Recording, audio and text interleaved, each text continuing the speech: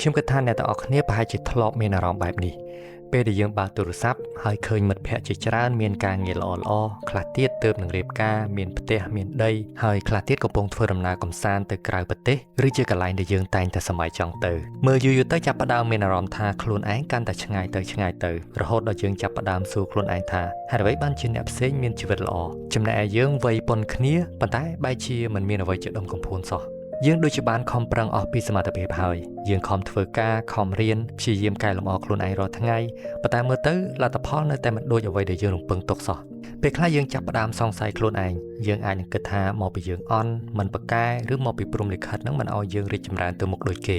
តាមពិតទៅអារម្មណ៍បែបនេះមិនមែនមានតែយើងទេវាអាចកើតឡើងលើមនុស្សគ្រប់គ្នា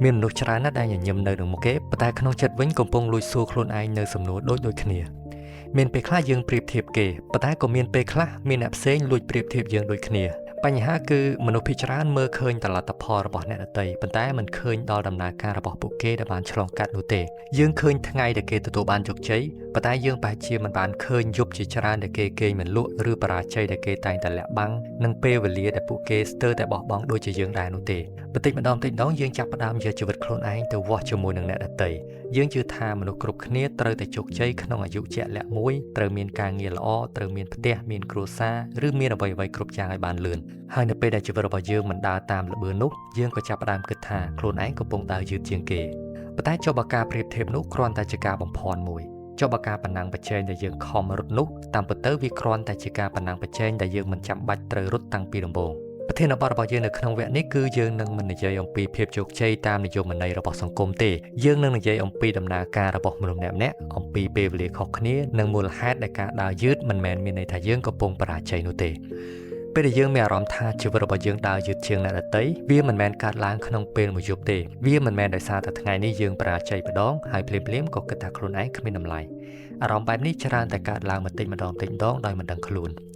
វាអាចចាប់ផ្ដើមពីព្រឹកមួយដែលយើងកំពុងផឹកកាហ្វេហើយបើកទូរស័ព្ទមើលព័ត៌មានយើងឃើញមិត្តរួមថ្នាក់ម្នាក់ប្រកាសទើបទទួលបានតំណែងថ្មីយើងញញឹមហើយចុច like ឲ្យគេបន្ទាប់មកយើងបន្តអូសទៅមុខទៀតលើកនេះជារូបថតអាពាហ៍ពិពាហ៍របស់មិត្តម្នាក់ទៀតយើងក៏អបអរដូចគ្នាបន្តមកទៀតយើងអាចនឹងឃើញនរណាម្នាក់ដែលមានអាយុប្អូនយើងផងកំពុងបង្ហាញអាជីវកម្មដ៏ជោគជ័យដែលគេបានបង្កើតឡើងមុននឹងបើកទូរស័ព្ទយើងក៏ឃើញរូបភាពនៃការធ្វើដំណើរស្នាមញញឹមនិងជីវិតដែលពោរពេញដោយភាពរីករាយ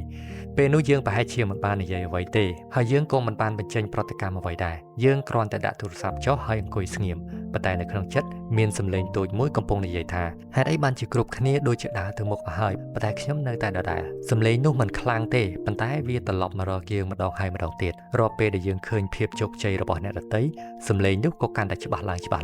ងបន្តិចម្ដងយើងចាប់ផ្ដើមសង្ស័យលើសមត្ថភាពខ្លួនឯងយើងចាប់ផ្ដើមសួរខ្លួនឯងថាតើការខំប្រឹងរបស់ខ្ញុំវាមិនគ្រប់គ្រាន់ឬខ្ញុំជ្រើសរើសផ្លូវខុសអ្វីដែលគួរឲ្យចាប់អារម្មណ៍គឺមនុស្សភាគច្រើនមិនមែនមានគោលបំណងក្នុងការប្រៀបធៀបខ្លួនឯងជាមួយអ្នកដទៃតាំងពីដំបូងនោះទេគ្មានអ្នកណាម្នាក់បើកទូរស័ព្ទដែលគិតថាថ្ងៃនេះខ្ញុំនឹងធ្វើឲ្យខ្លួនឯងមានអារម្មណ៍អន់ជាងគេនោះទេប៉ុន្តែដោយសារតែយើងមើលឃើញរឿងដដែលជារៀងរាល់ថ្ងៃខួរក្បាលរបស់យើងក៏ចាប់ផ្ដើមបង្កើតការប្រៀបធៀបមួយដោយស្វ័យប្រវត្តិវាជារឿងធម្មតារបស់មនុស្សយើងតែងតែវាស់តម្លៃខ្លួនឯងតាមរយៈអ្វីដែលយើងមើលឃើញនៅជុំវិញខ្លួនប៉ុន្តែបញ្ហាគឺអ្វីដែលយើងឃើញមិនមែនជារឿងទាំងស្រុងនោះទេយើងឃើញថ្ងៃដែលគេទទួលបានជោគជ័យប៉ុន្តែយើងមិនបានឃើញរាប់រយថ្ងៃដែលគេបរាជ័យនោះទេយើងឃើញស្នាមញញឹមនៅក្នុងរូបថតប៉ុន្តែយើងមិនបានមើលឃើញពីការព្រួយបារម្ភដែលគេលាក់ទុកនោះទេយើងឃើញលទ្ធផលប៉ុន្តែយើងមិនបានឃើញដំណើរការនោះទេហើយនៅពេលដែលយើងយកជីវិតទាំងមូលរបស់ខ្លួនទៅប្រៀបធៀបជាមួយនឹងពេលវេលាដ៏ស្រស់ស្អាតមួយផ្លែតរបស់អ្នកដទៃការប្រៀបធៀបនោះគឺជារឿងដ៏អយុត្តិធម៌មួយប្រហែលជាឥឡូវនេះមានមនុស្សជាច្រើនកំពុងគិតថាបើខ្ញុំមានការងារដូចគេខ្ញុំនឹងសប្បាយចិត្តជាងនេះបើខ្ញុំមានប្រាក់ច្រើនជាងនេះខ្ញុំនឹងមានតម្លៃជាងនេះបើខ្ញុំជោគជ័យឆាប់ជាងនេះមនុស្សនឹងទទួលស្គាល់និងឲ្យតម្លៃខ្ញុំប៉ុន្តែមានរឿងមួយដែលយើងគ្រប់គ្នាប្រហែលជាមិនធ្លាប់គិតគឺពេលខ្លះមនុស្សដែលយើងកំពុងតែប្រៀបធៀបនោះគេក៏កំពុងប្រៀបធៀបខ្លួនឯងជាមួយនឹងអ្នកដទៃដូចគ្នានេះហើយជាវដ្តដាក់ដែលវិលមិនចេះចប់មនុស្សម្នាក់មើលទៅមនុស្សម្នាក់ទៀតហើយគិតថាគេល្អជាងខ្ញុំខណៈដែលអ្នកនោះក៏កំពុងគិតដូចគ្នាចំពោះអ្នកផ្សេងទៀតដែរចុងក្រោយគ្មាននរណាម្នាក់ឈ្នះក្នុងការប្រកួតនៃការប្រៀបធៀបនេះទេរាល់ពេលដែលយើងដើរទៅដល់កន្លែងមួយយើងនឹងឃើញថាមានមនុស្សផ្សេងទៀតដែលបានទៅឆ្ងាយជាងយើងហើយបើសុភមង្គលរបស់យើងអាស្រ័យលើការឈ្នះអ្នកដទៃនោះយើងនឹងមិនមានថ្ងៃមានអារម្មណ៍ថាខ្លួនឯងគ្រប់គ្រាន់នោះទេ បើអ្នកទាំងអស់គ្នាស្ដាប់មកដល់ត្រឹមនេះខ្ញុំចង់ឲ្យអ្នកទាំងអស់គ្នាឈប់មកផ្លែតហើយកុំមើលជីវិតអ្នកដទៃសាកល្បងងាកមើលជីវិតខ្លួនឯងវិញប្រហែលជាយើងមិនទាន់មានការងារដែលយើងសម័យចង់បានទេប្រហែលជាយើងមិនទាន់មានផ្ទះមិនទាន់មានគ្រួសារឬមិនទាន់ដល់គោលដៅដែលយើងបានកំណត់ទេប៉ុន្តែសូមកលេចមើលទៅអ្វីដែលយើងបានឆ្លងកាត់យើងបានឆ្លងកាត់ថ្ងៃដែលពិបាកជាច្រើនយើងបានរស់រានមានជីវិតពីរឿងដែលយើងធ្លាប់គិតថាយើងមិនអាចបន្តទៅមុខបានយើងបានរៀនពីកំហុសជាច្រើនរីកចម្រើនជាមួយនឹងបទពិសោធន៍ដែលគ្មាននរណាមើលឃើញទោះបីជាយើងមិនទាន់ដល់កន្លែងដែលយើងចង់ទៅក៏ដោយក៏មិនមានន័យថាយើងមិនបានដើរទៅមុខនោះដែរពេលខ្លះយើងរវល់សម្លឹងមើលទៅមុខឆ្ងាយពេករហូតភ្លេចមើលថាតើយើងបានដើរមកឆ្ងាយប៉ុណ្ណាជីវិតមិនមែនជាការប្រណាំងប្រជែងដែលនរណាទៅដល់មុនជាអ្នកឈ្នះនោះទេបើវាជាការប្រណាំងប្រជែងមែនមនុស្សគ្រប់គ្នាគួរតែចាប់ផ្ដើមពីកន្លែងដូចគ្នាមានឱកាសដូចគ្នានិងជួបឧបសគ្គដូចគ្នាប៉ុន្តែការពិតមនុស្សម្នាក់ចាប់ផ្ដើមពីចំណុចខុសគ្នាមានបន្ទុកខុសគ្នានិងផ្លូវដើរខុសគ្នាដូច្នេះវាមិនយុត្តិធម៌ទេបើយើងយកដំណើរជីវិតរបស់យើងទៅវាស់ជាមួយនឹងដំណើររបស់អ្នកដទៃ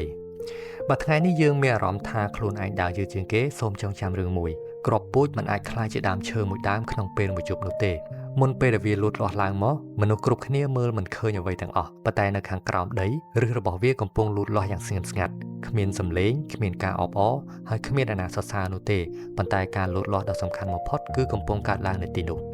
មនុស្សយើងក៏ដូចគ្នាមានពេលខ្លះជីវិតរបស់យើងមើលទៅហាក់ដូចជាមិនមានអ្វីផ្លាស់ប្ដូរទេប៉ុន្តែប្រហែលជានៅខាងក្នុងយើងកំពុងក្លាយជាមនុស្សដែលរឹងមាំជាងថ្ងៃម្សិលមិញ